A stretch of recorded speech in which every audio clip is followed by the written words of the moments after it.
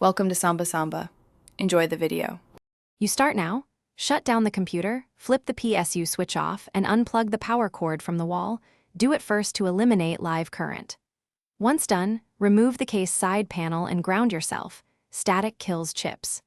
Next, unplug display cables and any 6/8-pin GPU power leads, because removing connectors first prevents stress on the board. You're doing the physical prep, and the first actionable steps to reduce. With cables unplugged, find the PCIe retention latch at the end of the slot.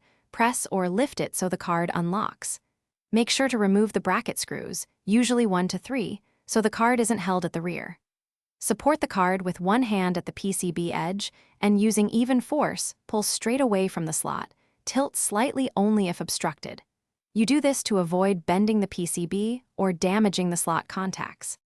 Once the card is free, set it on an anti-static surface or bag and use compressed air to blow dust from the slot and card.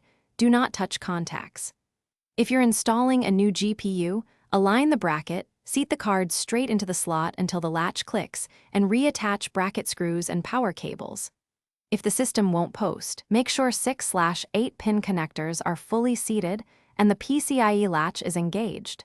These common issues cause most boot failures.